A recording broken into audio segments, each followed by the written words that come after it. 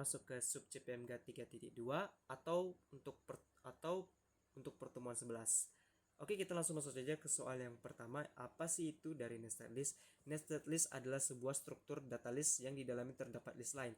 Artinya satu list tidak hanya berisi elemen tunggal seperti angka atau string, tetapi juga bisa menyimpan list sebagai elemennya. Secara konsep, nested list dapat dianalogikan seperti tabel dua dimensi, di mana list utama berperan sebagai baris, kedua list di dalamnya berperan sebagai kolom. Nested list sangat berguna untuk menyimpan data yang berkelompok, misalnya data mahasiswa, data jadwal, data aktivitas yang saling berkaitan. Oke, kita masuk yang ke B, praktekkan dan jelaskan penerapan mengakses dan memodifikasi nested list. Kita masuk codingannya aja langsung.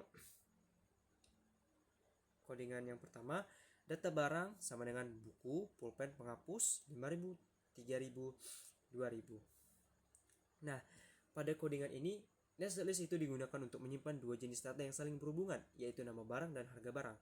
Nama barang yaitu buku, harga barang yaitu yang di bawahnya 5.000. Nah, proses mengakses data dilakukan dengan cara menentukan indeks yang sesuai. Ketika program menjalankan data barang kurung 0 kurung 1, Python terlebih dahulu mengakses list pertama yang berisi nama barang atau pulpen.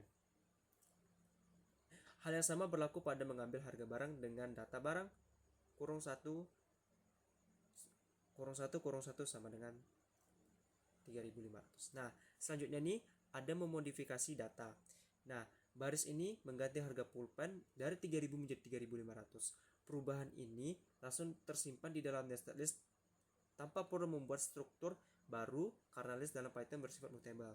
Jadi, untuk outputnya seperti ini, nama barang, pulpen, harga barang, 3.000. Setelah harga diubah, langsung buku, pulpen, penghapus, 5.000, 3.500, dan 2.000. Nah, melalui contoh ini, dapat dipahami bahwa nested list tidak hanya bisa digunakan untuk membaca data, tapi juga sangat fleksibel untuk membarui data sesuai kebutuhan program. Oke, kita langsung masuk ke soal yang nomor C. Praktekkan dan jelaskan soal berikut. List sama dengan tidur, nonton, makan, Abdi, Budi, Caca, di dapur, di kamar, di ruang tamu. Oke, kita masuk ke codingan yang C. Nah, ini merupakan codingannya. Data sama dengan tidur, nonton, masak. Yang seperti saya jelaskan tadi. Nah, untuk penjelasan codingan ini nih, nested list ini dimanfaatkan untuk menyusun kalimat berdasarkan koordinat indeks tertentu. Setiap kalimat dibentuk dengan cara mengkombinasikan dari data tiga list yang berbeda, yaitu nama dimulai dari Abdi, aktivitas dimulai dari tidur, dan lokasi dimulai dari di dapur. Nah, indeks pertama itu digunakan untuk memilih kelompok data, sedangkan indeks kedua menentukan elemen yang diambil dari kelompok tersebut. Nah, seperti data kurung 1 kurung 1, data kurung 0 kurung 0, data kurung 2 kurung 2, sampai seterusnya seperti itu. Nah, kesalahan dalam menentukan indeks itu sangat berpengaruh akan menghasilkan data yang tidak sesuai, sehingga ketelitian dalam menentukan koordinat itu sangat diperlukan. Nah, jadi seperti itu. Dan outputnya pun, Budi tidur di ruang tamu, Abdi nonton di kamar, Caca masak di dapur. Nah, bagian codingan ini menunjukkan bagaimana nested list dapat digunakan untuk mengelola dan menyusun data yang saling berkaitan secara logis. Oke, kita masuk ke soal yang D. Praktekkan dan jelaskan soal berikut. Data mahasiswa, Abdi laki-laki tinggi badan 172, berat 60, kota Jakarta. Budi laki-laki tinggi badan 165, berat 60, kota Bandung. Caca perempuan tinggi badan 150, berat badan 45, kota Bali. Tambahkan semua data yang ada menggunakan literasi. Oke. Kita masuk saja langsung ke codingannya.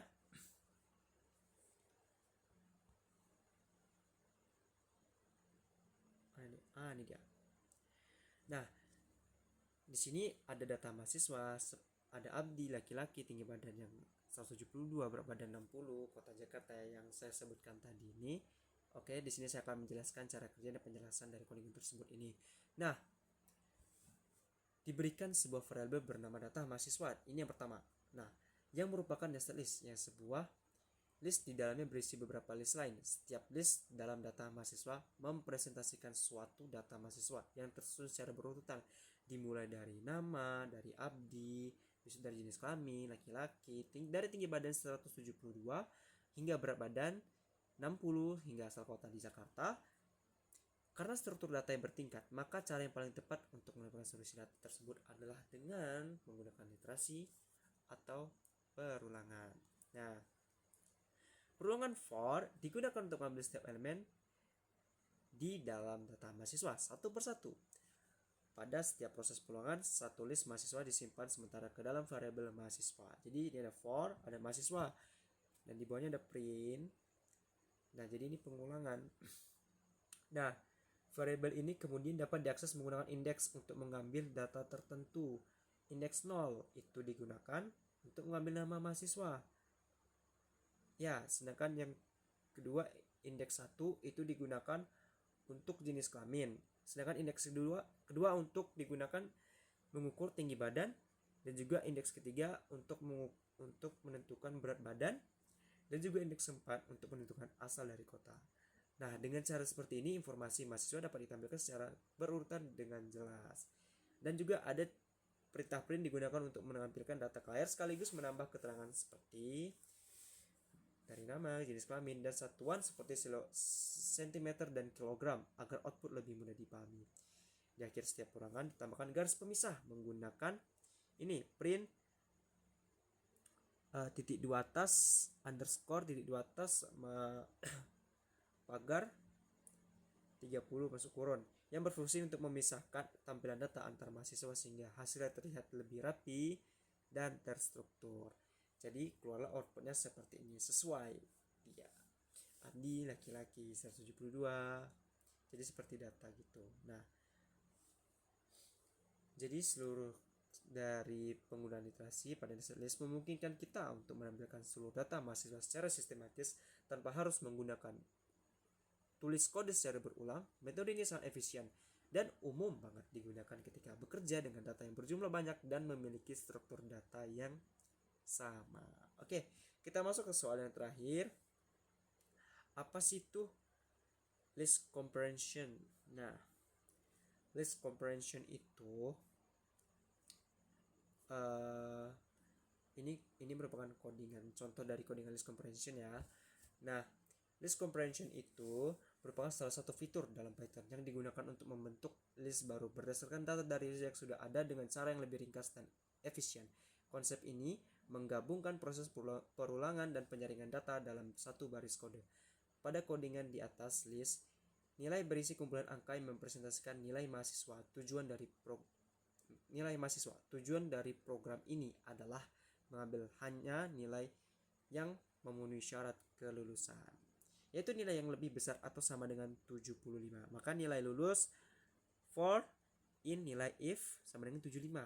Nah, jadi ini yang memenuhi syarat untuk lulusnya.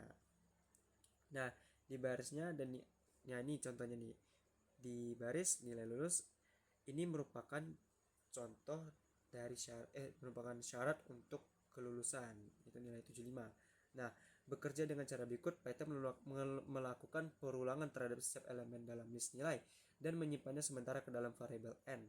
Selanjutnya, setiap nilai akan diperiksa menggunakan kondisi if n sama dengan 75. Jika kondisi tersebut bernilai benar, maka nilai tersebut akan dimasukkan ke dalam list baru atau nilai lulus. Sebaliknya, jika kondisi tidak terpenuhi, nilai tersebut akan dilewati. Maka outputnya seperti ini. Nilai awal 60, 75, 80, 90, 55, 88. Nah, nilai kelulusannya baru diurutkan. Jadi yang 60, 55 karena tidak masuk ke dalam kategori untuk syarat lulus, maka output tersebut dilewatkan begitu saja. Maka nilai kelulusan akhirnya 75, 80, 90, 75, 80, 88, dan 90. Nah, jadi seperti itu dari soal jawaban evaluasi pembelajaran CPMK 03 Praktikum Dasar Pemrograman. Jadi di sini saja dari saya. Mohon maaf apabila ada kesalahan ataupun kekurangan. Wassalamualaikum warahmatullahi wabarakatuh.